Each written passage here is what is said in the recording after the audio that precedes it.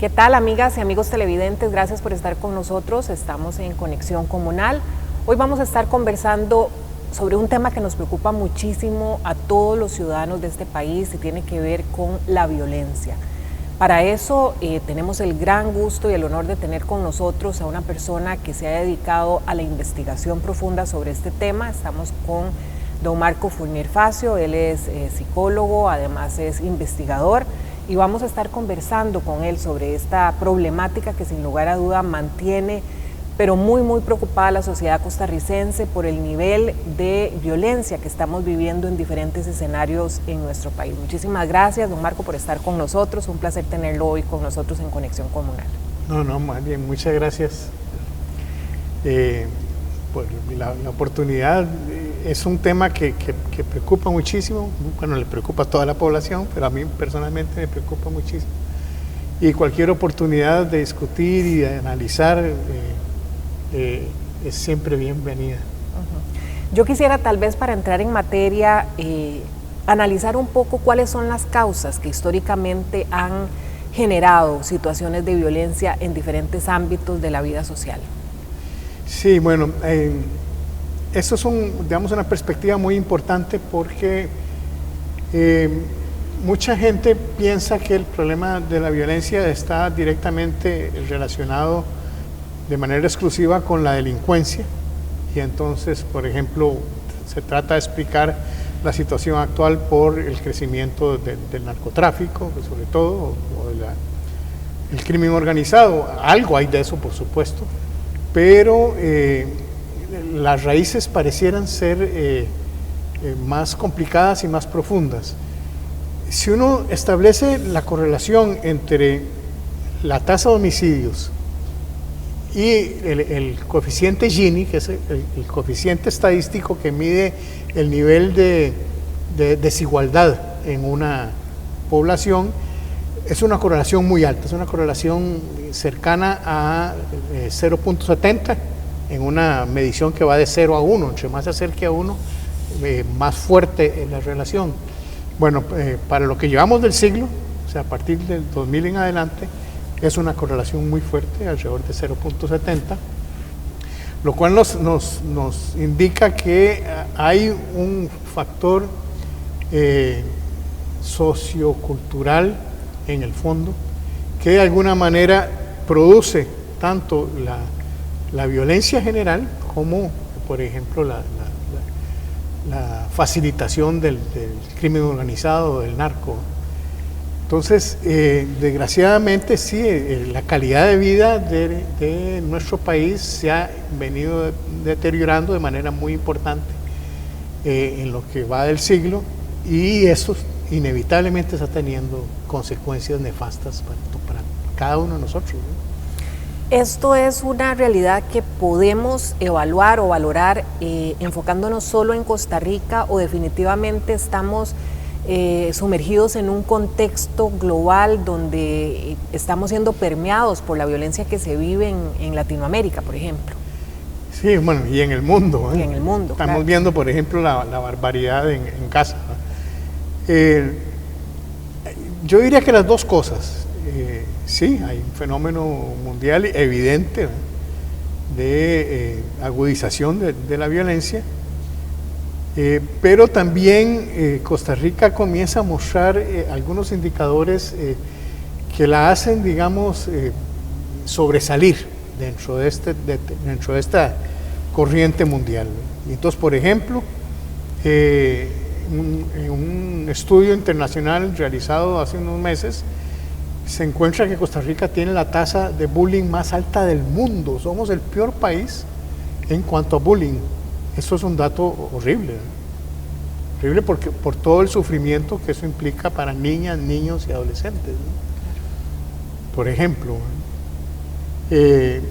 la rapidez con que ha crecido la tasa de homicidios se ha duplicado con respecto a la que teníamos en el 2012. Y se ha más que triplicado con respecto a 1995. Eso también tiene que pone a Costa Rica, desgraciadamente, en una posición desgraciadamente especial, pero en negativo. Me tocó dirigir una investigación en 1995 de la Organización Panamericana de la Salud en todo el continente sobre violencia. Y en ese momento estábamos en el otro extremo. Había muchísimo interés en el proceso de investigación en Chile y en Costa Rica, porque éramos dos países que mostrábamos niveles muy diferentes al resto de la región, del continente, porque estaba Estados Unidos también en el estudio. Bueno, eso fue hace 30 años, y en 30 años hemos pasado de un extremo a otro. Eso tiene que ponernos a pensar muy seriamente qué es lo que está pasando. La población lo sabe, la población lo percibe perfectamente. La inseguridad es el principal problema del país. Después vienen todos los demás, pero mucho más abajo. Las diferentes encuestas realizadas este año lo muestran muy claramente. La gente está asustada, está muy asustada, está muy preocupada. Lo que tal vez sí no hay es la conciencia de hasta dónde están llegando esos niveles de violencia. ¿Hay detonantes específicamente que disparen estos picos de violencia que estamos viviendo en estos días? ¿O estamos hablando de un contexto en donde no se trata de detonantes, sino de una realidad que venimos arrastrando? No, hay una distribución en el tiempo muy especial, digamos, en el sentido de que prácticamente todos los indicadores de violencia están disparados, prácticamente todos están por arriba, digamos, de lo normal, de lo aceptable. Pero es una curva que comienza a dispararse más o menos alrededor del 2017, dependiendo del indicador, puede ser un poco antes o un poco después, pero más o menos a partir del 2017 comienzan a subir. Todos los indicadores caen durante la pandemia por dos razones. Bueno, porque había menos posibilidades de interactuar, y al haber menos posibilidades de interactuar, pues menos posibilidades de que se manifestara la violencia. Pero también el hecho de estar encerrados nos dificultaba muchísimo el declarar las condiciones de violencia. Entonces, por ejemplo, hay una caída muy importante en las denuncias por violencia doméstica, pero estudios que hicimos durante el proceso de la pandemia, hicimos estudios cualitativos, muchos, entrevistas a profundidad y cosas por el estilo, y ahí sí salía muy claramente la violencia doméstica, pero de nuevo la misma gente decía que tenían dificultades para buscar ayuda porque no podían movilizarse, ¿verdad? Entonces, sí, en términos generales, bueno, sube a partir del 17, cae más o menos 20 y 21, y luego comienza a dispararse con más fuerza ahora. Detonantes. Yo lo que siento es que es un proceso que venía acumulándose en el tiempo, pero que de pronto hace crisis. Y el problema es que es como una bola de nieve, ¿verdad? La violencia engendra violencia. Entonces, cuando comienzan a subir algunos fenómenos de violencia, comienza a su vez a estimular otras formas de violencia. Entonces, por ejemplo,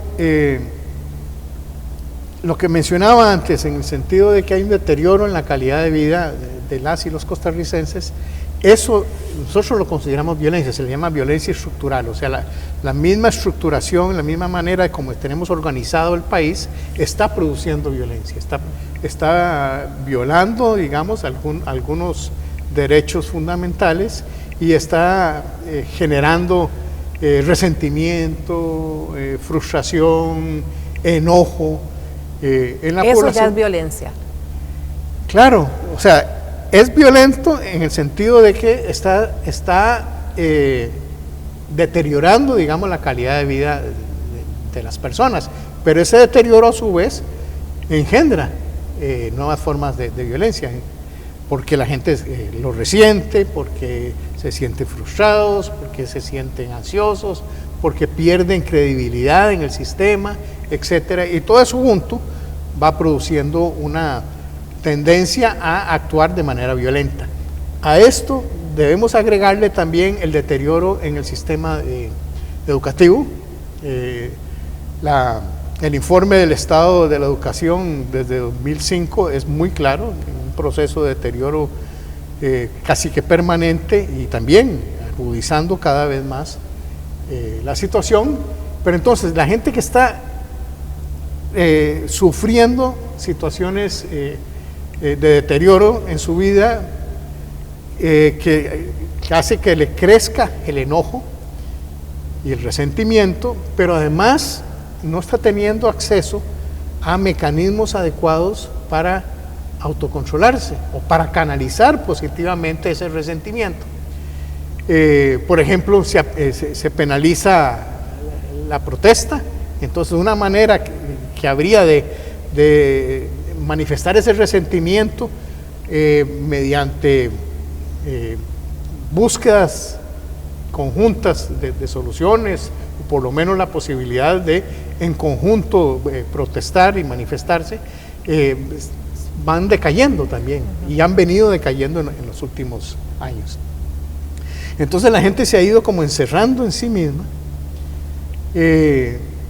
pero a su vez ese encierro en sí mismos es nocivo, digamos, y es rechazado por la mayoría de las personas que necesitan socializar.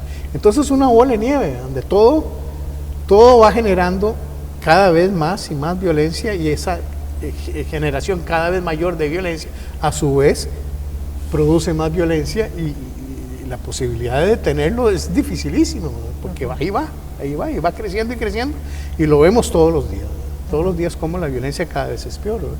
Claro. De manera estadística, ¿tenemos formas, mecanismos para poder medir la violencia en sus diferentes manifestaciones? Sí, bueno, existe la tasa de homicidios que es, digamos, como el indicador primordial de la violencia, porque es muy difícil de esconder. Un homicidio no se puede tapar fácilmente, de modo que es un indicador bastante certero de qué es lo que está pasando en un país, ¿no? Mientras que, por ejemplo, la violencia doméstica, como mencionábamos antes, tiene momentos en los cuales es difícil su denuncia o cualquier otro indicador. Pero sí, bueno, en principio podemos tener acceso, y de hecho hemos tenido acceso a información muy importante. Ahí aprovecho para agradecer, por ejemplo, al Ministerio de Salud, que nos ha dado indicadores maravillosos. O, por ejemplo, el 911. El 911 recoge información sobre emergencias, y muchas de las emergencias son situaciones de violencia. Y siempre ha estado muy abierto el 911 para darnos la información, y de manera muy sistemática.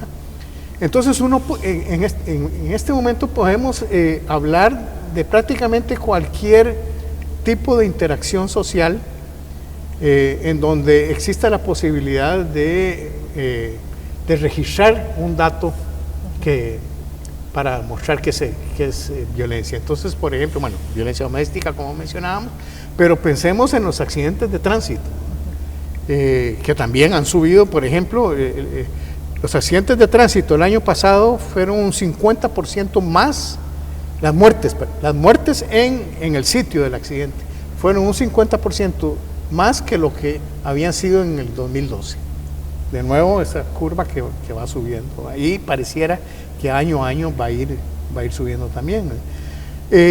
911 nos da, por ejemplo, conflictos en la comunidad, en donde de pronto en media calle se produce un conflicto entre dos o más personas. Bueno, esa es otra forma de registrar la violencia, y que nos permite también insistir en que es un proceso en donde todas están subiendo, todas están disparando. Hay otro tipo de manifestaciones de violencia, por ejemplo la violencia contra los niños, la violencia doméstica, en donde todavía no tenemos certeza si lo que se produce está siendo denunciado o si existe un subregistro, por decirlo de alguna manera. Eso tenemos cómo medirlo, hay, no sé, algún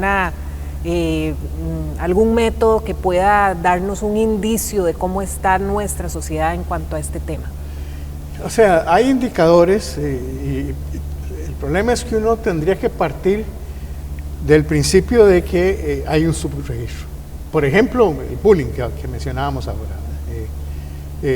Existe una tendencia muy fuerte a evitar la denuncia, ¿verdad? Inclusive el mismo bullying produce el temor a denunciar, y está montado sobre ese supuesto, ¿verdad? En donde yo tengo el poder, yo te agredo, pero si vos me denuncias te voy a agredir peor, ¿verdad? Entonces, claro, es una cadena en donde es esperable que haya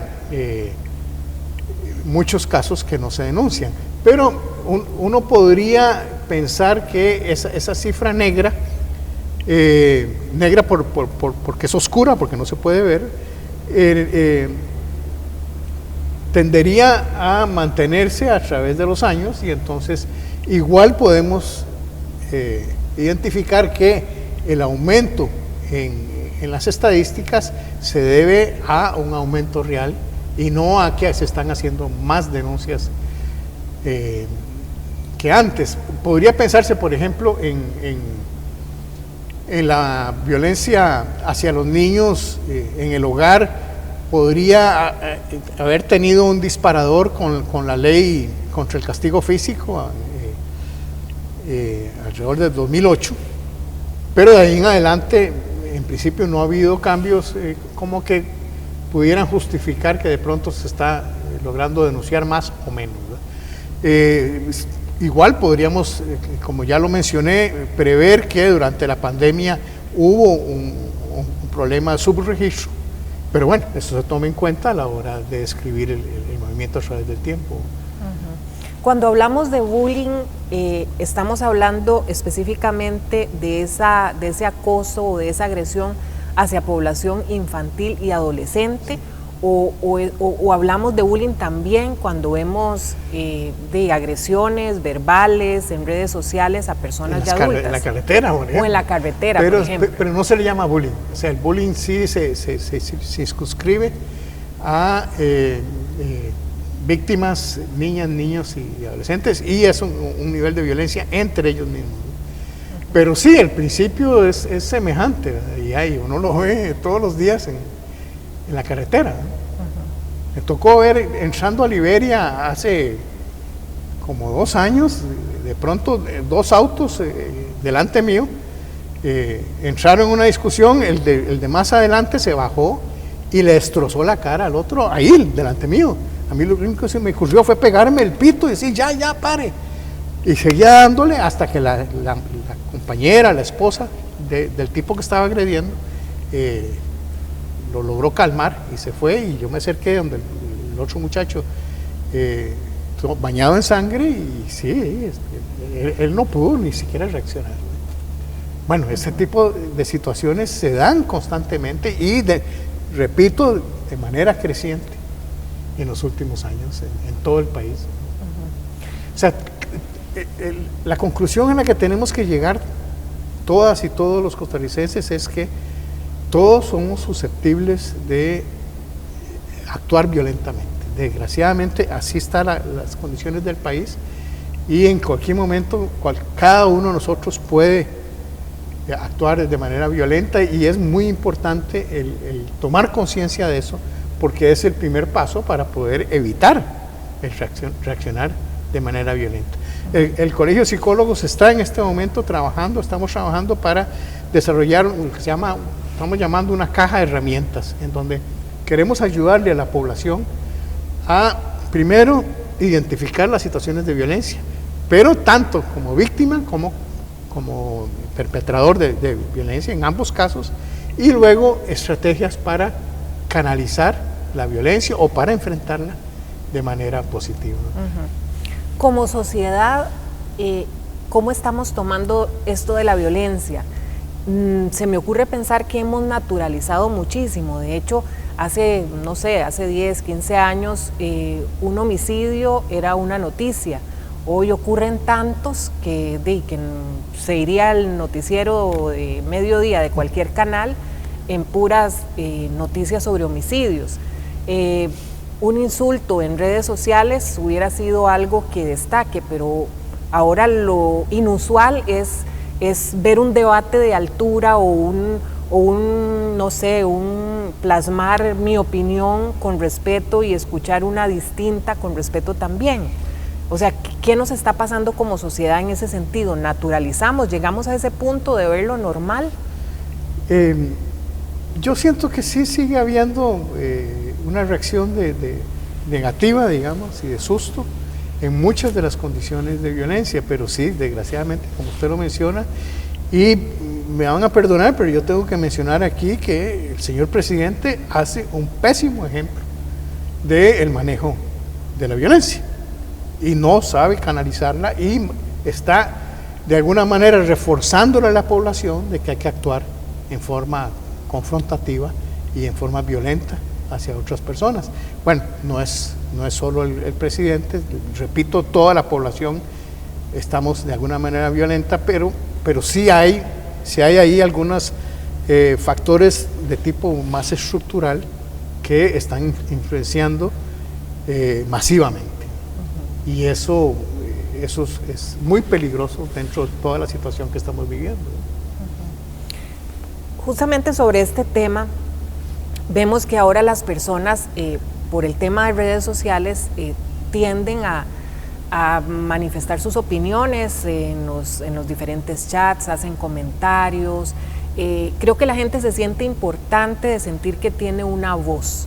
El problema es que vemos, o sea, si nos ponemos a analizar los mensajes, la forma, el contenido de esos mensajes, hay mucha violencia. O sea, si una persona piensa diferente, no tiene derecho a pensar diferente. O sea, le caen con insultos, con amenazas, con burlas, ¿verdad? Nuestra sociedad es muy burlista también, ¿verdad?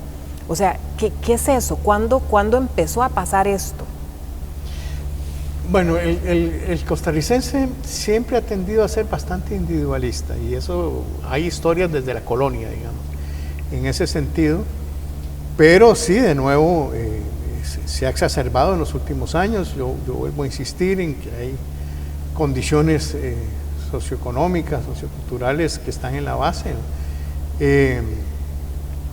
pero sí, o sea, desgraciadamente se ha generalizado y como decía antes, hay un enojo en la mayoría de nosotros que inevitablemente hace o hará que explotemos en algún momento.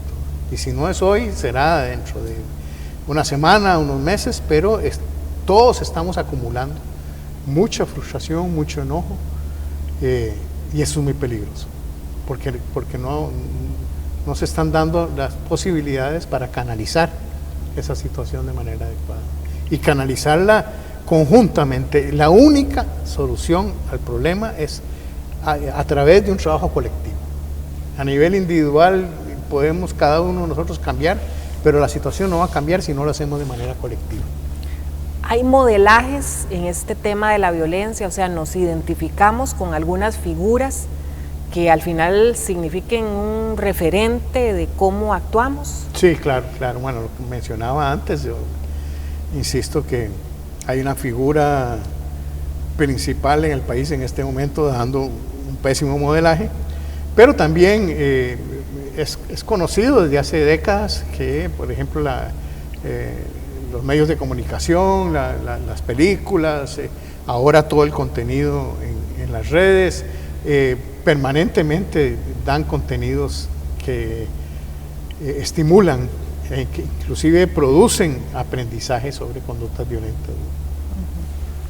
Bueno, vamos a hacer una pausa, estamos en Conexión Comunal, conversando con don Marco Fournier Facio. Él es psicólogo, investigador y se ha especializado durante muchísimos años en estudiar el tema de la violencia, y hoy por hoy es un tema que nos interesa muchísimo y nos preocupa muchísimo como sociedad, y yo creo que todos tenemos una cuota en la que podemos aportar para que esto se revierta. Así que vamos a hacer una pausa y ya regresamos con más.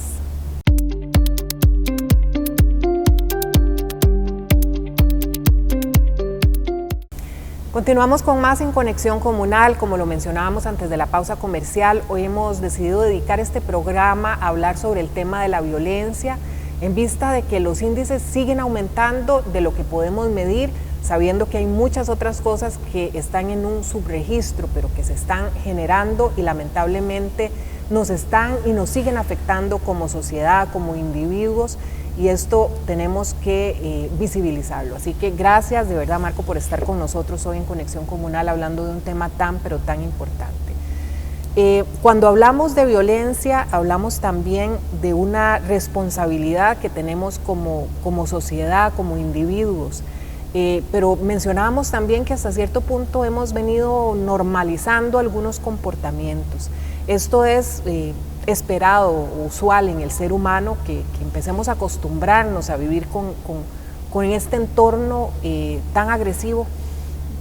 Bueno, yo diría que no es normal y por eso estamos viendo las condiciones actuales. Como decía antes, la violencia engendra violencia, de modo que cualquier acto de violencia, cualquier acto violento, a su vez tenderá a producir más violencia. Entonces es una bola de nieve muy difícil de detener, en donde digamos que se explica fácilmente ese proceso de crecimiento en los últimos años en el país, ¿no? Porque se va acumulando, ¿no?, a través del tiempo. Las personas de manera individual buscan cómo resolver, cómo defenderse. Y vemos que, bueno, muchas personas optan por buscar la protección a través de un arma, entonces hacen su gestión para sacar el permiso, van a las clases respectivas, quienes son un poco más responsables. Hay otras personas que de manera clandestina buscan cómo conseguir un arma. O sea, este tema particularmente de la posesión de armas de fuego como un mecanismo de defensa, ¿existe de manera evidente en Costa Rica? Sí, bueno, ese es un pleito mío, a mí de 30 años, dentro del Colegio de Psicólogos, porque el Colegio de Psicólogos participa, es parte, digamos, del permiso que se otorga a una persona para portar arma. Hay un pequeño grupo dentro del colegio que siempre hemos estado en contra de esa situación y en contra de la ley que sale en 1995, una ley que se hizo mucho más permisiva para la aportación de armas y que inevitablemente generó de manera casi que inmediata un proceso de crecimiento en las tasas de homicidio por arma de fuego. Los datos son muy claros aquí y en el mundo entero. Entre más armas estén disponibles, mayor probabilidad de usarlas y mayor probabilidad de usarlas mal. Entonces, por ejemplo, los tristísimos eventos en donde un niño se roba el arma de su padre y mata a un hermano, mata a un vecino. Son casos extremos, pero que se dan con frecuencia importante. O todos recordamos el incidente en Escazú hace unos meses, en donde un vecino que estaba armado entra en cólera, posiblemente tenía acumulado mucho enojo, como hemos hablado ahora, pero toma el arma y mata al vecino. Las estadísticas a nivel mundial son muy claras. Llegado el momento de necesitar usar un arma para enfrentarse a algún delincuente, algún intento de robo o algo por el estilo, son bajísimas. La mayoría de la gente, llegado el momento, no se atreve o no sabe usarla adecuadamente, y de modo que más bien termina la persona herida, porque claro, donde hace la amenaza con la pistola, le responden también disparándole y termina entonces más bien herida. De modo que llevar un arma al hogar no, y lo subrayo, no es llevar mayor seguridad al hogar, todo lo contrario. Llevar un arma al hogar es llevar mayor peligro, mayor amenaza para la mayoría de los hogares. La ley debería ser bastante más restrictiva. Logramos un cambio hace unos 6 años en donde logramos que se pasara de 3 armas a 2 por persona, pero sigue siendo altísimo porque es por persona, de modo que una familia de 5 adultos podrían tener 10 armas en su casa, legalmente, ¿verdad? Y con todas las consecuencias que esto tiene, como mencionaba ahora. Es parte de la toma de conciencia que tenemos que ir haciendo en el país. No es provocando mayor violencia que vamos a frenar la violencia actual. Cuando hablamos de suicidios, cuando hablamos de incidencia en los suicidios, ¿estamos hablando también de violencia? Sí, claro. Desgraciadamente es una violencia contra sí mismo. Existe una norma internacional para evitar hablar o sobre todo mencionar eventos de suicidio, de modo que me voy a referir de manera muy rápida para respetar esa norma. ¿Por qué? Porque se crea un fenómeno como de bola de nieve también, sobre todo en adolescentes, en donde cuando se enteran de que alguien más lo hizo, se favorece la posibilidad de que también lo hagan. Siento que además se está dando también con el femicidio. Me parece que lo que hemos vivido este año en cuanto a femicidios sigue más o menos esa lógica. Pero bueno, sí, o sea, es una agresión a sí mismo. Desgraciadamente es simplemente una forma más de manifestar ese enojo que hemos acumulado, o esa frustración, el sentir que ya no creemos en un sistema, que no hay un sistema que de alguna manera pudiera protegernos y facilitarnos una calidad de vida, y decidimos terminar con nuestra vida. Repito que se ha multiplicado, o no lo había mencionado, no lo había mencionado. Comparado con el 2012, el año pasado hubo 4 veces más intentos de suicidio que en el 2012, siguiendo de nuevo esa terrible curva. Sí, así es, otra forma de violencia que está siguiendo la misma lógica. Eso, tal vez mencionar ahí también que la pérdida de confianza en el sistema, que la vemos también reflejada en las encuestas permanentemente y que también viene creciendo a través del tiempo, de manera muy especial desde 1998. Hemos hecho una encuesta nacional después de cada elección y medimos la cultura política de las y los costarricenses, y sistemáticamente la decepción que lleva aparejado el aumento en el abstencionismo, que venimos viendo también desde ese momento, viene creciendo y creciendo en el país, de modo que la gente ha dejado de creer en el sistema, y al dejar de creer en el sistema es obvio que las personas se sientan totalmente desprotegidas, y ante esa sensación de desprotección hay 2 reacciones posibles. Una es tomar la ley en sus propias manos y tratar de individualmente buscar soluciones que difícilmente van a hacerlo. Y 2, la sensación de que ya nada es posible, que ya no puedo creer en nada, y que lo único que me queda es encerrarme en mi casa y evitar todo tipo de contacto, que a su vez es una reacción violenta, porque niega un montón de... Y va a generar frustración. Claro, y va a generar más frustración, va, como lo vimos muy claramente durante la pandemia, va además a concentrar esa frustración y ese enojo en el hogar, produciendo todo tipo de violencia doméstica también, ¿no? Entonces sí, el problema es, de nuevo, una situación nacional generalizada que está produciendo violencia en diferentes niveles, que a su vez genera mayor violencia. Antiguamente se pensaba que, bueno, que la violencia era una responsabilidad de todos en cuanto a que si sabíamos de una situación violenta cerca, debíamos denunciarla. Y lo digo antiguamente porque ahora la gente tiene mucho miedo.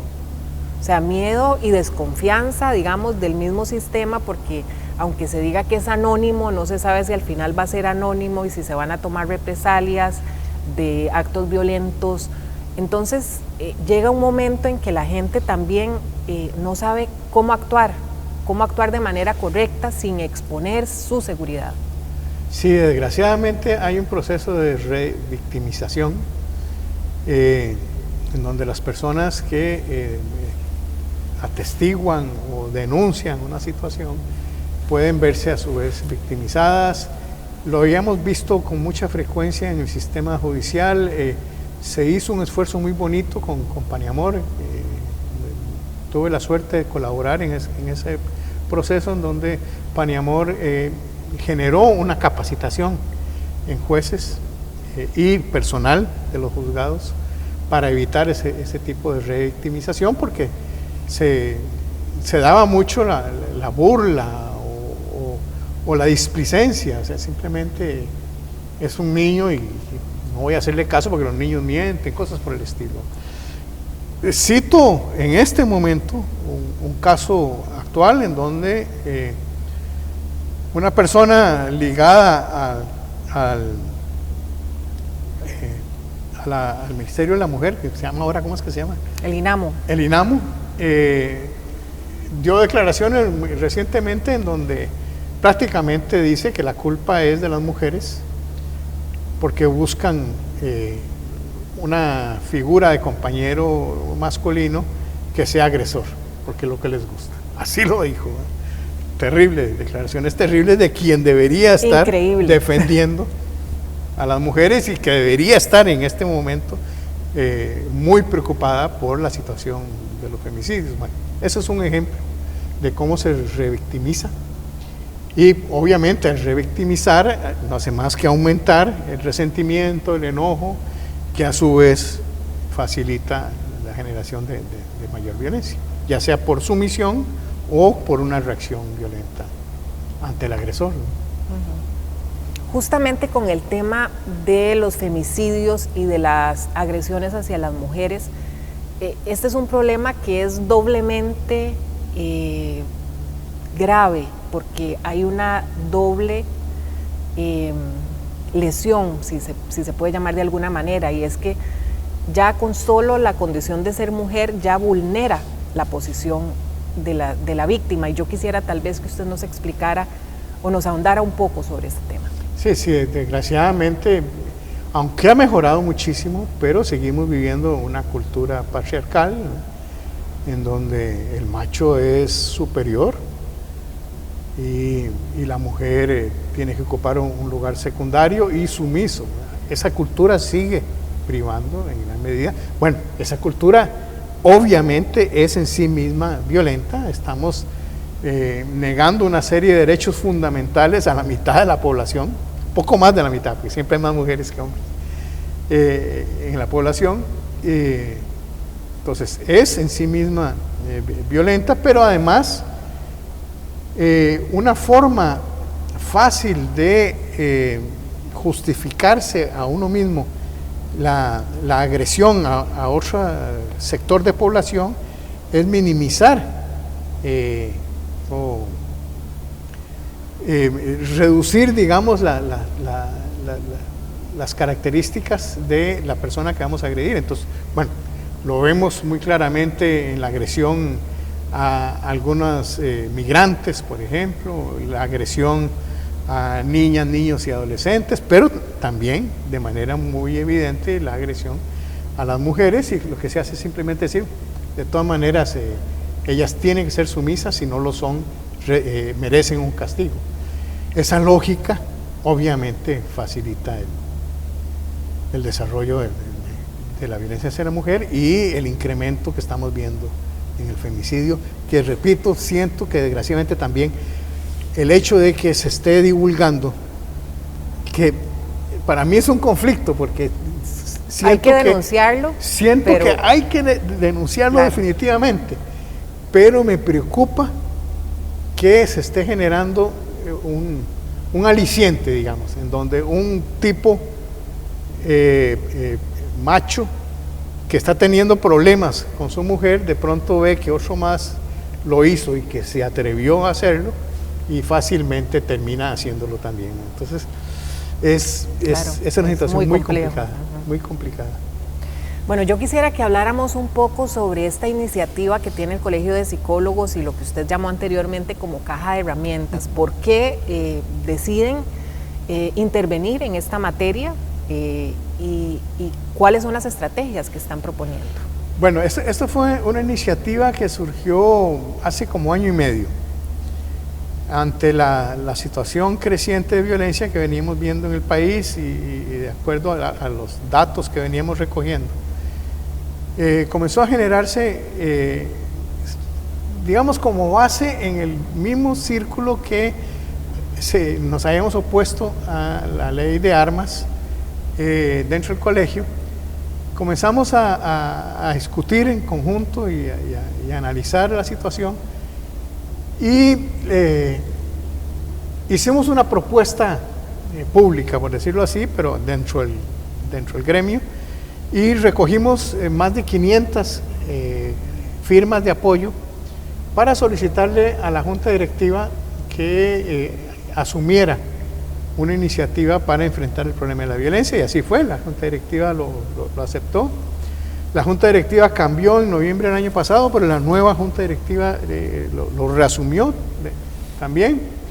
Hicimos una encuesta dentro del gremio, recogimos con un cuestionario en línea información sobre cómo el resto de los colegas están viendo la situación y cuál ha sido su experiencia como psicólogo o psicóloga enfrentando la violencia y qué propuestas planteaban para desarrollar alguna estrategia. Y con base en esos resultados luego hicimos una concentración, digamos, dentro del colegio en un sábado. Nos reunimos durante todo un día un sábado para tratar de buscar opciones de intervención. El colegio a su vez ha hecho 2 comunicados públicos acerca de la violencia, en los cuales hemos colaborado, digamos. Se formó una comisión ad hoc dentro del colegio para que comenzara a trabajar.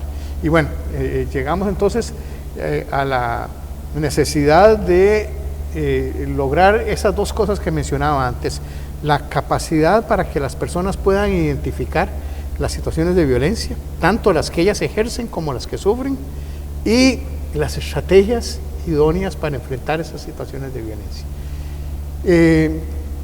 Hemos pensado en una campaña pública de toma de conciencia. Hay una agencia de publicidad que se ha ofrecido voluntariamente a apoyarnos, y bienvenida cualquier otra ayuda en ese sentido.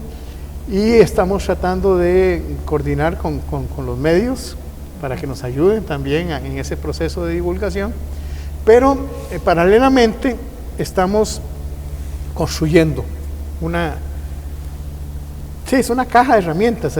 Vamos a darle a la población instrumentos para lograr esos 2 objetivos, instrumentos para aprender a identificar mejor las situaciones de violencia. Desgraciadamente hay muchas situaciones de violencia, sobre todo, por ejemplo, en mujeres y en niños, que por la cultura predominante no las identifican como violencia.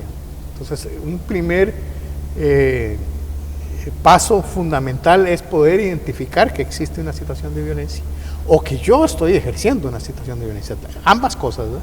Como decía antes, hasta que no tomemos conciencia todas y todos los costarricenses de que somos susceptibles de ejercer violencia en otras personas, solo en ese momento podremos cambiar. Entonces, bueno, ahí estarían, se le darían algo así como recetas, ¿verdad?, de cómo identificar y cuáles son las principales situaciones de violencia que se dan en el país. Y luego, bueno, ante una situación de esas, ¿qué hacer? Y ahí insistiendo muchísimo en la necesidad de que esa reacción a la situación de violencia pueda darse de manera colectiva y entonces generar discusiones en las comunidades, en las instituciones, en los centros educativos, para que la población pueda analizar en conjunto la situación de la violencia y manejar y aprender en conjunto las formas de enfrentar esa violencia. Tenemos mucha esperanza, hemos sido lentos, no es fácil. Hasta ahora lo que hemos alcanzado es ponernos de acuerdo entre nosotros mismos en cuál es como el marco teórico, o sea, cómo definimos la violencia, hasta dónde entendemos que es violencia, cuáles son sus principales fuentes, causas, y el paso siguiente que iniciaríamos ahora en septiembre es comenzar a desglosar esas herramientas, una por una, desarrollarlas. Yo esperaría que este mismo año saliera eso, pero estoy teniendo mis dudas por la campaña política. La campaña política capta la atención de la mayoría de la población, esperamos que de la mayoría. Me preocupa el abstencionismo, pero ese es otro tema. Pero bueno, es muy posible que las posibilidades de establecer un diálogo con la población se vean limitados por la campaña. Así es que yo creo que la caja de herramientas irá saliendo en febrero del año entrante. Yo le agradezco muchísimo, Marco, por esta entrevista. De verdad que ha sido absolutamente valioso conocer toda esta explicación, todo este análisis sobre una realidad que nos afecta cotidianamente, en el que somos parte como víctimas, como victimarios en muchas veces, y yo creo que lo importante es buscar una solución, buscar un compromiso personal cuando estamos siendo victimarios, y por supuesto cuando somos testigos de la violencia también ocupar el papel que nos corresponde. De verdad, muchas gracias, y vamos a seguir hablando sobre estos temas en este espacio. Muchas gracias, Rebeca, y al canal por esto. Como he explicado a través de la entrevista, la divulgación es un paso fundamental dentro de cualquier esfuerzo por enfrentar la violencia, así es que bienvenidos a oportunidades como esta. Muchísimas gracias. Bueno, nosotros llegamos al final de este programa Conexión Comunal. Los invitamos, por supuesto, para que se queden en nuestra sintonía.